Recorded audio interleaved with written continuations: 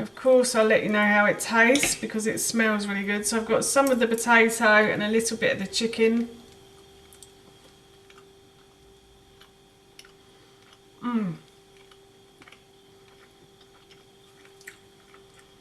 The chicken is really tender and the potato is really smooth. That is delicious. Hi everyone and welcome back to Googie's Kitchen, and if you are new here then hello and welcome. My name's Alexis, and in today's video I want to share with you how to make this delicious chicken pot pie. As I just mentioned, today I want to share with you how to make a really delicious chicken pot pie. This recipe is very simple to prepare and cook, but it is very tasty. And as kids are back at school now, I thought it was time that I shared some meals that you can pop into the deep freeze and take out when you need them, and this is one of those. So the first thing I've done for this recipe is I've preheated my oven to 200 degrees, and then I have a kind of eclectic mix of potatoes, if that is such a thing. I don't know if it is. I don't even know if I've just made up that word or not, but anyway. And I'm going to pop these into a baking tray. I've already stabbed them with a knife so that they don't explode when they're in the oven, and I'm going to pop these into the oven for an hour, and this is going to make the mashed potato. So as I said, I'm off to pop these into the oven for an hour. Now I'm going to make the filling for the chicken pot pie. So what I've got here is a large saucepan, and I'm going to put this onto a high heat on my hob, and then I'm going to add a little bit of oil to the base of that pan.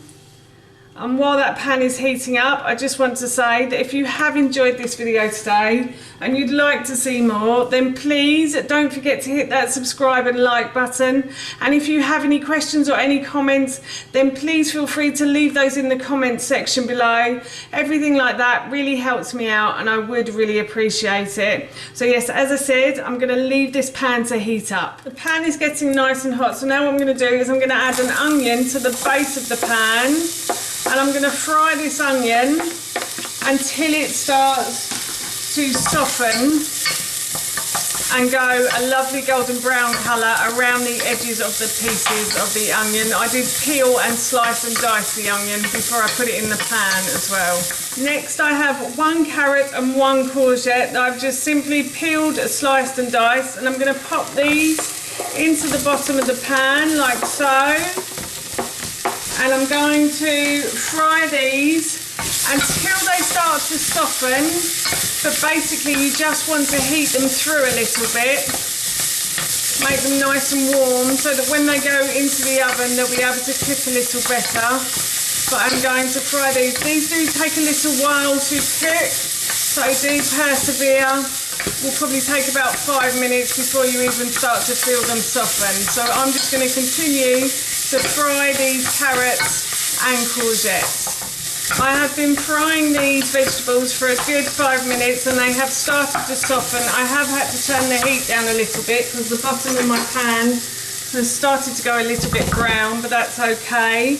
And now what I'm going to do is I'm going to add in about 500 grams of chicken breast that I've just simply diced. I'm just going to pop that in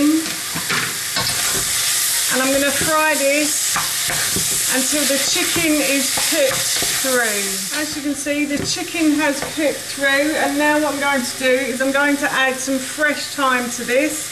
So I've got some fresh thyme in this bowl. I just simply took the leaves off by holding the thyme at the top of the stalk and then pulling down backwards on the stalk. And I'm going to pop that in and I'm going to mix that around like so. I think I've probably got about a tablespoon of leaves in here. And then I'm also going to add a couple of tablespoons of tamari as well. So 1, 2, like so. And then I'm going to add some salt and pepper as well. Salt and pepper to your taste. You don't have to add it if you don't want to. So just going to add that in as well. And then I'm going to add a little bit of stock in here. So probably about 200 mils of stock, I'd say, maybe 250. And then I'm just going to bring this to the boil, and then I will turn it down and leave it to simmer. And I will leave this to simmer while the potatoes are in the oven. So the potatoes have got a little while to go yet. So this can be left to simmer for quite a long time, and that will hopefully make it lovely and tasty. So as I said, I'm going to turn the heat back up and I'm going to leave this to come to the boil. Didn't take long.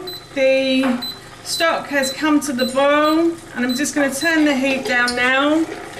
And as I said, I'm going to leave this to simmer for as long as the potatoes are still in the oven, and that is about another 40 minutes or so. The potatoes have cooked, so I've removed those from the oven and I'm just leaving those to cool. And I've also turned the heat off from the hob, and I'm leaving the filling to cool as well. Once the potatoes have cooled, I will make the mash and put the pie together. So I have made the mashed potato. So once the potatoes had cooled, I removed the flesh from the skins and I put them into this bowl, and then I mashed the potato. I added a couple of knobs of butter and a little bit of olive oil, and then I also added some salt and pepper as well, and I mashed the potatoes together. So now what I'm going to do is I'm going to grab a slotted spoon. I'm going to get the filling for the pot pie, and I'm going to put it into this Pyrex dish, and I'm going to try and leave some of the gravy behind. So some of the chicken stock that we used earlier, I'm going to leave that behind, and we're going to eat that as a gravy. And then what I'm going to do, once all of this is in the Pyrex dish, is I'm going to spread the mashed potato over the top of the pie. So I've just grabbed a spoon, and I'm going to just take the mashed potato like so, and I'm going to spread it as evenly as I can across the top of this pie, so we create a nice top for ourselves. And then I'm going to go and preheat my oven to 200 degrees again, and once the oven is preheated, I will pop this in, and I will probably leave this in for about 20 to 25 minutes, or until the top goes a lovely golden brown colour. The chicken pot pie has been in the oven for a good 20 minutes, and as you can see, the top has gone a lovely golden brown colour. So I'm going to take this out of the oven, then I'm going to serve some with some veg, and I'll try it and let you know how it tastes, but this smells really good. While the pie was in the oven, I cooked off some edamame beans and some green beans, and I also reheated the gravy that was left in the bottom of the pan from earlier, and I poured some of that over, and I'm going to try some of this now. And of course I'll let you know how it tastes, because it smells really good. So I've got some of the potato and a little bit of the chicken.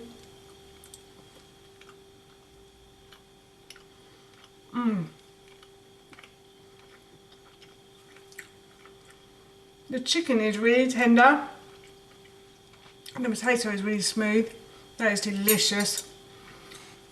Potatoes, when they're cooked in the oven and then you just mash them afterwards, turn out really smooth and creamy. So yes, I'm really looking forward to having this for my dinner this evening. That's how you make this delicious chicken pot pie, and that recipe I will link in the description box below for you. As I mentioned earlier, I'm going to be having this for my dinner this evening, and it smells and tastes so good, I can't wait. So for now, that's it from me. Thank you so much for watching, and I hope you'll be watching my next video.